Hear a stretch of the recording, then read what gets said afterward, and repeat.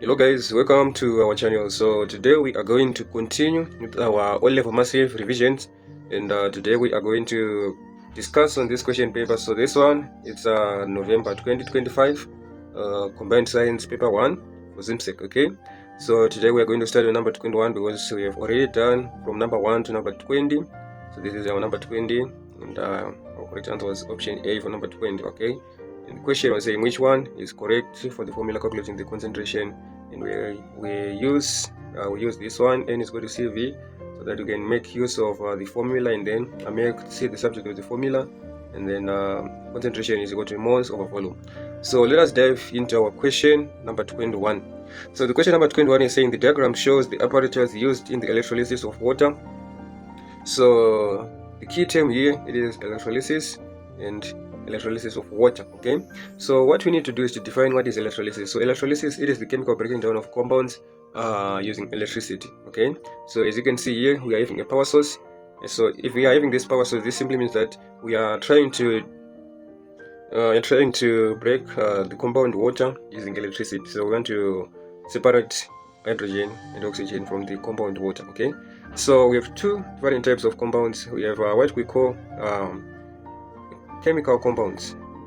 What we call chemical compounds, and we form these chemical compounds using chemical bonding. So we have 4 types of chemical bonding. The first one, it is covalent bonding. The second one, it's ionic bonding, followed by what we call metallic bonding, and we also have what we call dative bonding. So this dative bonding, it is more like a covalent bond.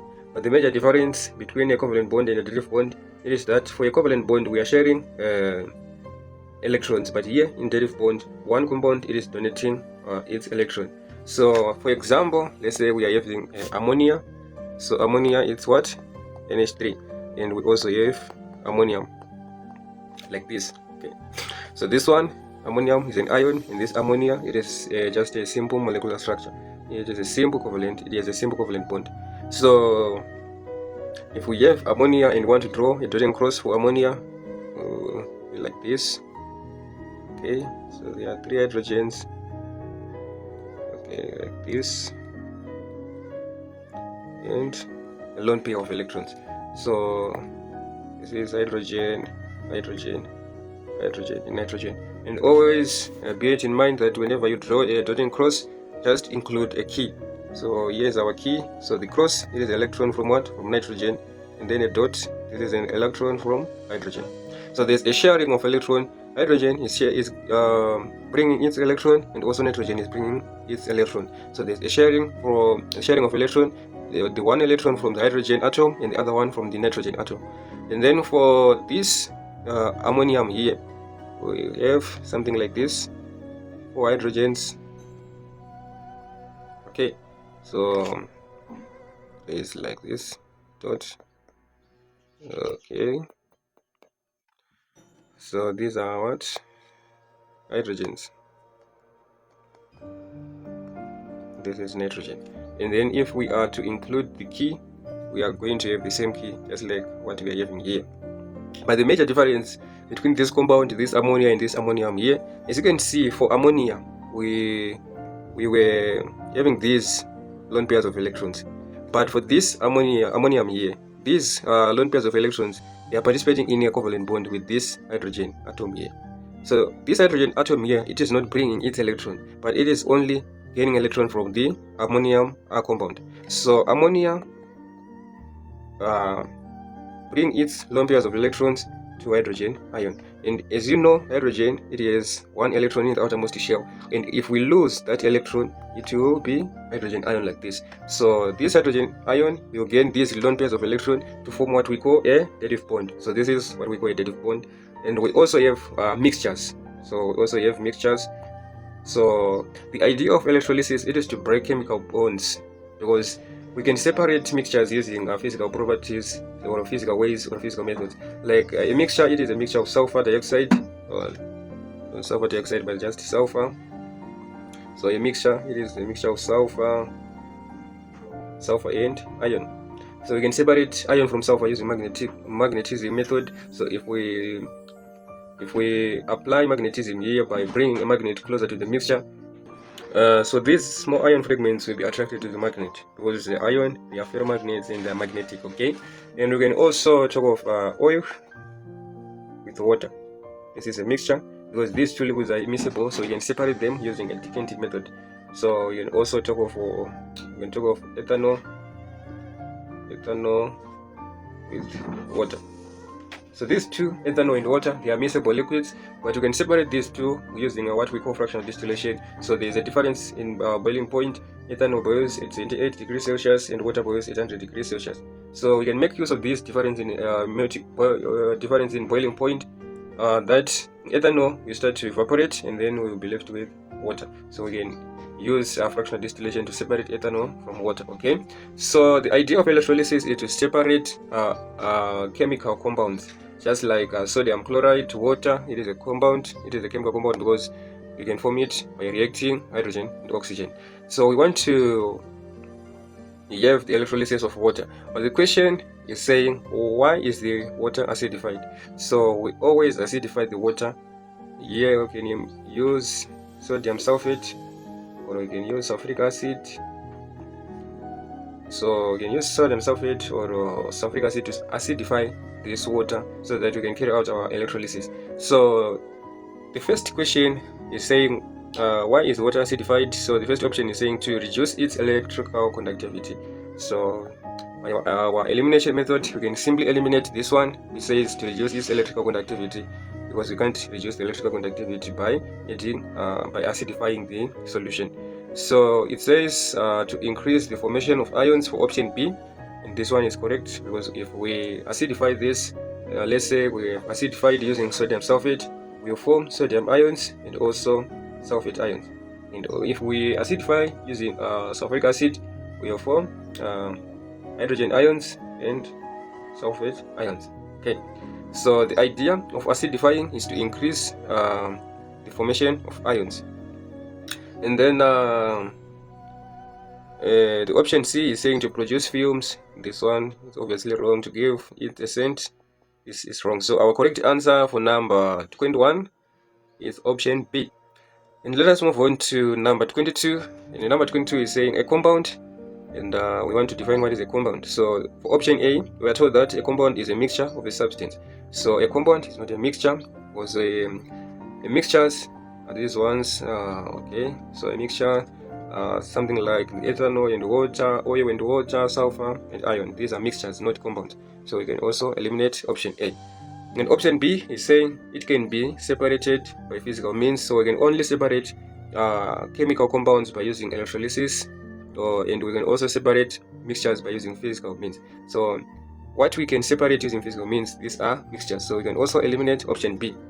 And let us move on to option C, which is saying a compound has a different substance that are chemically combined. So it has different substance that are chemical combined. So this leaves this option C correct, and we are now left with option D. And option D is saying it is a compound, it is formed without either the gain or release of energy. So this is obviously wrong. Because for the formation of a compound, there is a release or gaining of energy, of heat energy. Obviously it's heat energy. And then let us move on to the next question, number 23. So number 23 is saying when sulfuric acids react with a base, the salt formed is. So let's say we are reacting sulfuric acid with a base, and our base will be sodium hydroxide. This is a typical base you might think of. So our salt will be sodium sulfate plus water. Okay, so let me balance it for you. So you can just put 2 here, and you can also put 2 here. Okay, so as you can see, we are now having 4 hydrogens on the left hand side, and we are also having 4 hydrogens on the right hand side, and there are 6 oxygen on the left hand side, and there are also 6 oxygen on the right hand side. 2 sodium atoms on the right hand side of the equation being equal to 2 sodium atoms on the left hand side of the equation. So the question is saying when sulfuric acid reacts with a base, the salt formed is what? So we cannot form a nitrate from reacting sulfuric acid with a base, so this is obviously wrong, and we cannot form a chloride and you cannot form a carbonate. So our correct answer in this case, it is option C. We always form a sulfate when we react sulfuric acid with a base or with a metal. Okay, move on to number 24. So the question is saying the diagram shows the blast furnace which is used in extraction of iron. So we're given this furnace here, and the question is also saying which reaction is occurs at X. So here is our X, and we are given 4 options: A, B, C, and D. So let us try to divide this furnace into 4 zones. Okay, so we can try to divide it into 4 zones. So the first zone here, which we can call it the top or the charging zone. So at the top or the charging zone here, we can have our iron ore or the coke and the limestone are added in layers. So there's no significant reaction yet, and the materials begin to heat. So this is our charging zone. So we can charge our iron ore, our coke, our limestone, and these are added in layers. Okay, and we can come here at our this point X, and at this point X you can call it the upper zone. In the temperature in the upper zone, it is about 400 degrees Celsius to 800 degrees Celsius. So this is the temperature in the upper zone, and the reactions in the upper zones, we have 3 reactions, 3 or 4. We can talk of 4 reactions here. So it's carbon plus oxygen to give us what? Carbon dioxide. So this is combustion of carbon, and what you need to know, it is that combustion, it is reaction of any substance with oxygen. So we need oxygen for combustion, so we can talk of combustion of carbon, give us carbon dioxide. So this is our first reaction, and our second reaction, it is between carbon dioxide plus carbon. So this is a reduction to give us carbon monoxide. So we can form carbon monoxide by reacting carbon dioxide with carbon. Okay, so this is our second reaction, and carbon monoxide then rises and reduces iron ore. So the carbon monoxide formed, it can then rises and then reduces the iron ore. So our iron ore, we have 2 different types of iron ores in the blast furnace. So we have what we call the hematite. So it's what we call the hematite, and the formula of hematite is like this. And there's also what we call the magnetite.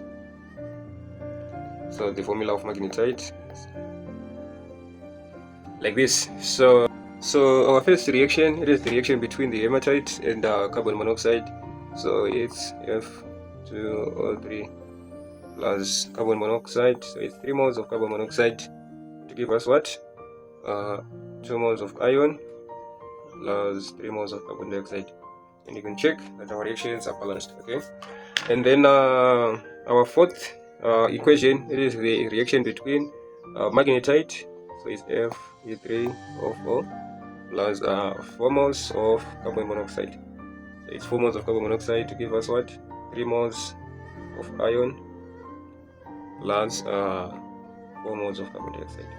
So you can now see that to balance these equations, it is now very easy, because let me try to write it in a simple way that you can easily see how to balance these equations. Okay, so the reaction number 3, we are reacting iron. So it's iron 2 reacting with it's iron 2, it's magnetite, it's hematite, like this. It's hematite. So let me wrap this over here, so I can put it this one. Okay, so it's hematite plus 3 moles of carbon monoxide to give us what? To give us 2 moles of iron plus 3 moles of carbon dioxide. So these ones in green, 3 oxygen, 3 moles of carbon dioxide, 2 ions, 2 moles of ions formed after we react hematite and carbon monoxide. And then our fourth equation, the equation between the reaction between magnetite and carbon monoxide. So magnetite is Fe1 3, and our oxygen like this plus 3 moles plus 4 moles. So here it's plus 4 moles. So it's plus 4 moles of carbon monoxide to give us what? It gives us 3 moles of iron plus 4 moles of carbon dioxide. It's simple as that. So here we're having 4 moles of oxygen and 4 moles of carbon dioxide. 3 ions, 3 ions. So this is the easiest way of balancing this equation. So these are the 4 equations in the upper zone. And the temperature in the upper zone is 400 degrees Celsius up to 800 degrees Celsius. And then let us move on to the next zone. And the next zone, it is the mid zone. So the mid zone is somewhere here. So here is our mid zone. So okay, right, mid zone. Okay, and the temperatures for the mid zone, it is from 800 degrees Celsius up to 1200 degrees Celsius. So this is the temperature in the mid zone. So in the mid zone, iron melts and collects at the bottom, and more carbon monoxide reduces iron oxide. So this is our mid zone. Again, also talk of our lower zone. So here is our lower zone. So it's lower zone. So the lower zone, the temperature of the lower zone is 1500 degrees Celsius. And the reactions in this lower zone is the reaction of calcium carbonate or limestone, the decomposition of limestone to give us calcium oxide plus carbon dioxide. And this calcium oxide here reacts with silicon oxide to give us what we call slag. So the formula of slag is like this. So this is the formula of slag. So the reaction that occurs at X, it is the reaction between carbon plus oxygen to give us carbon dioxide. This is wrong. And the reaction that occurs at X, it is the reaction between carbon dioxide plus oxygen to give us carbon monoxide. This reaction, it is wrong altogether, because we can't react carbon dioxide plus oxygen to give us carbon monoxide, because carbon monoxide, it is for us to obtain carbon monoxide from carbon dioxide, we should reduce carbon monoxide, and we can't reduce carbon monoxide using oxygen. So this option B is obviously wrong. Okay, and then option C is the reaction between iron oxide plus slag to give us carbon monoxide and iron. So this one is wrong. We can't react iron oxide with slag. Here is our slag. And then obviously our correct answer will be option what? Option D. So option D is our final answer for number 24. And then let us move on to the next question, number 25. So number 25 is saying zinc, iron, copper, and magnesium are metals which are, and which one is the least reactive? So we are given zinc, iron, copper, and magnesium, and we are told that these are metals, and which one is the least reactive? So we are talking of a reactive series here. So for a reactive series, we can use this mnemonic. It says please. So it's please stop calling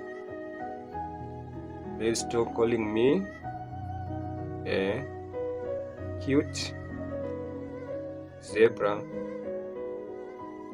instead. So please calling me a cute zebra instead. Try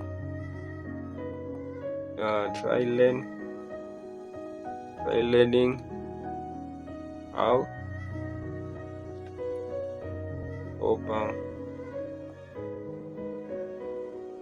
copper saves gold, platinum. So this is the mnemonic. So it's please stop calling me a cute zebra instead. Try learning how to copper save gold, platinum. Okay. So okay, now right, like this. Right, let me erase it all, and it's now P S is PS C M A C Z I T L H, and then S G P. Okay, so the first P here is what we call potassium. So this is potassium, and this is sodium. This one is sodium, and we also have calcium. magnesium, aluminum, and we also have carbon. So carbon is not a metal, but instead you can use it for comparison. So you can use carbon for comparison, but it's not a metal. And Z is for zinc, and then I is for iron, T is for tin, and then L it's for lead. And then H is for hydrogen. So hydrogen it is also not a metal, but you can use it for references. And then S is for silver, G is for gold, and then P is for platinum. So these are the order of reactivity series from the most reactive to the least reactive. So the most reactive element it is potassium, and the least reactive element it is platinum. So the question is saying which one is the least reactive, and we are given iron, zinc, copper, and magnesium. So as you can see here from our table, magnesium it is the most reactive element. So we can eliminate this, followed by what? So we can followed by zinc. So zinc is more reactive than iron. So zinc is more reactive than iron, and there's also okay, I've left copper. So copper is here just below hydrogen. So here is our copper. So copper is the least reactive metal here. So our final answer is option C. And then let us move on to number 26. So number 26 is saying a biogas digester operates best at a pH range of. So for option A, we are given 12 to 14, 6 to 8 for option B, and 4 to 5 for option C, and 1 to 3 for option D. So a biogas digester operates best at a temperature between 6.8 to 7.5, and with optimum pH of around 7 in neutral. So the maintaining this range, it is crucial for the activity of some bacteria like methanogic bacteria, which produces methane during anaerobic respiration or anaerobic digestion. So we want to maintain the activity of methanogic bacteria by maintaining the pH within this range of 7.8 or from 6.8 to 7.5, and our optimum pH it is 7. Okay, so our correct answer it is option B, because it is the range that is aligning with our optimum pH of 7. So this is our correct answer, and we can also eliminate 12 to 14, 4 to 5, and 1 to 3. And let us move on to number 27. So number 27 is saying which organic molecule A, B, C, or D is an alkane. So alkane doesn't have a double bond, so this one is an alkene. This is an alkene, so we can eliminate it. And here is our correct answer, because this one it is an organic molecule without a double bond. So this one it's alkane because it is a hydrocarbon without a double bond. So we have two hydrocarbons, the alkene and the alkane. So the one with the double bond it is alkene, and the one without the double bond it is the alkane.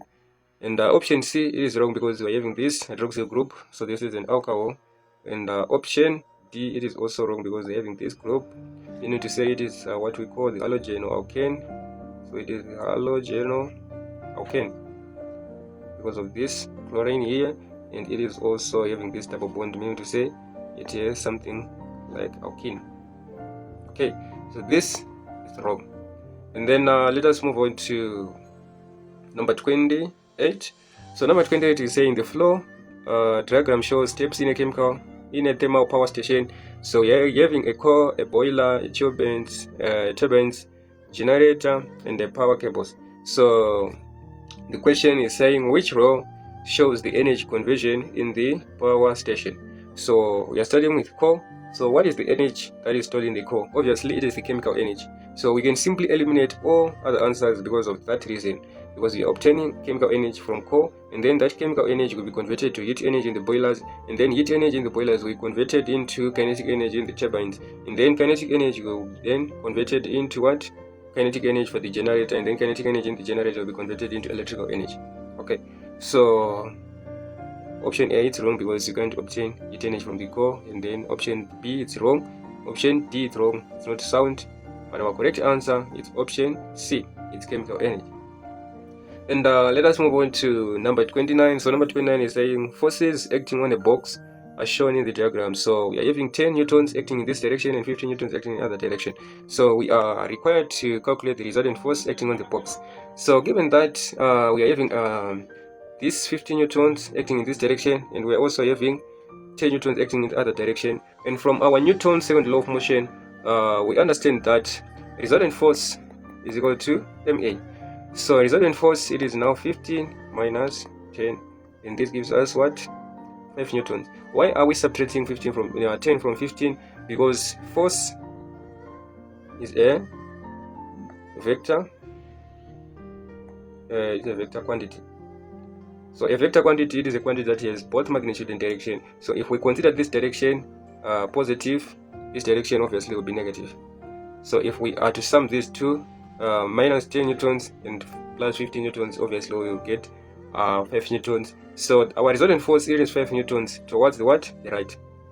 That is our resultant force. Okay, so our correct answer, it is option A, and we can also eliminate the other options like this. And let us move on to number 30 of our question paper. So number 30 is saying the law of conservation of energy states that, so it is conservation of energy states that work done is equal to energy used. So this is obviously wrong. And then gravitational potential energy is equal to force pulling object down. This is wrong. It doesn't satisfy the law of conservation of energy. So let us move on to option C, which says the source of all energy is carbohydrates. This is wrong. So obviously our correct answer is option D, which says energy cannot be created or destroyed, but it can be converted from one form to another. So for number 30, our correct answer is option D. And then let us move on to number 31, which says which statement correctly describes what happens in the petrol engine. So we are having 4 options here: option A, B, C, and D. And what you need to know for these multiple choice question papers, it's all about time management and accuracy. So we need to use our elimination method so that we can save our time. So number 31 is saying which statement correctly describes what happens in a petrol engine. So obviously option A is wrong, because it is not only compression that occurs in a petrol engine, because option A is saying it is only A is compressed, so it is not only A that is compressed. And then option B is saying the piston is compressed, so this one is wrong. And then option C is saying only petrol is compressed, so we are not only compressing petrol, so this one is also wrong. So our final answer will be option D, which is saying the air and the petrol mixture is compressed. So we are compressing air petrol mixture. Okay, and let us move on to number 32, which says poor conductors of heat and electricity are called insulators. So this option A is our correct answer. We can't call them electrolytes, we can't call them radiators, and we can't also call them electrodes. So our correct answer for number 32, it is A. Okay, and then let us move on to number 33. So number 33, we are given this 3-pin plug diagram showing this one is our fuse, and we should also know the functions of the fuse. So what are the functions of the fuse? You should know them for your exams. And then this one, so this longest wire here, this is our 8th wire. This is our 8th wire, and it is green or yellow in color. Okay, and then this one is the neutral wire, and neutral wire, it is usually in blue. And then this one, just close to the fuse, it is our live wire, and they are usually brown or black. Okay, so this is our fuse, our 8th wire, our neutral wire, and our live wire here. And the question is saying what is the color of the cable labeled P. So the cable labeled P is our live wire, and the color of our live wire, it is brown. So brown is our correct answer. And we can also eliminate option A, which is saying blue. So blue color, it is for neutral wire, and then green, it is for 8th wire, and then yellow, it is also for 8th wire. And let us move on to number 34, So number 34 is saying which method of heat transfer does not need a medium. So obviously our correct answer it's radiation, because radiation it is the only heat transfer method that does not need any medium. So our correct answer is option B. And we can simply eliminate option A because conduction it needs a transfer medium because it occurs in solids, and convection it also needs transfer medium because it occurs in fluids. So we can also eliminate this, and reflection it is not a heat transfer method. So our correct answer for number 34 is option B. And let us move on to number 35, which says which material is a magnetic. So we are having iron fillings, copper fillings, glass powder, and chalk. So copper fillings they are not magnetic, and glass is not magnetic, and also chalk dust is not magnetic. So our correct answer is option A. 6, we are having this electric circuit. So we are having this power source of 48 volts, and we are also having these two resistors, the one with 4 ohms and the second one with 8 ohms. Okay, so it's 8 ohms here. Okay, so the question is saying what is the current flowing in the circuit.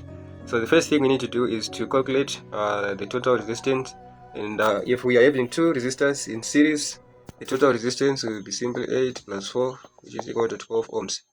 Okay, and then we are having this equation V is equal to IR. So current will be equal to V over R. Therefore current it is equal to 48 volts divided by 12 ohms. So if we divide 48 by 12, we will get 4 amps. So our final answer for number 36 it is option B, 4 amps. So it's option B. And let us move on to the next part of our question, number 37. So number 37 saying what is the standard international unit of power. So the standard or the SI unit of power is what we call watt. So our correct answer in this case is watt, and we can eliminate volt because volt is the SI unit of potential difference, and the joule it is for work done and energy, and then Pascal it is the SI unit for pressure. Okay, and let us move on to the next part of our question paper number 38, which says the unit cost of electricity is 20 cents, and a household uses 210 kilowatts hour per month, and we are required to calculate the total cost of electricity for the household per month. So given that the cost of unit it is $0.2, so this is 20 cents, and the household uses 210 kilowatts hour per month, so the total cost of electricity it is 210 by 0.2, and if we multiply 210 by 0.2 we will get 42.00. so our final answer it is $42. So the $42 this is the total cost of electricity for the household per month. So this is our final answer. On to number 39. So for number 39 we're given this diagram shows a play pump. So we are having water here, the valve K, there's valve K, and also valve L. Okay, so the question is saying what happens to the valve during the upstroke. So during the upstroke the piston moves upward, creating a low pressure in the chamber above the valve L. So the piston will move upwards. This piston will move upwards, and it creates the low pressure in the chamber above the valve L. So it creates low pressure here. Okay, and this low pressure causes the valve L to open. So this valve L opens. Okay, and then when valve A opens, water can be drawn into it can be drawn into like this, and drawn our water into through the valve L, and then the valve K closes to prevent the backflow. So this valve K close. This valve K closes. So our correct answer for this number 39 is option D, which says valve A open while valve K closed. Okay, so this is our correct answer, option D.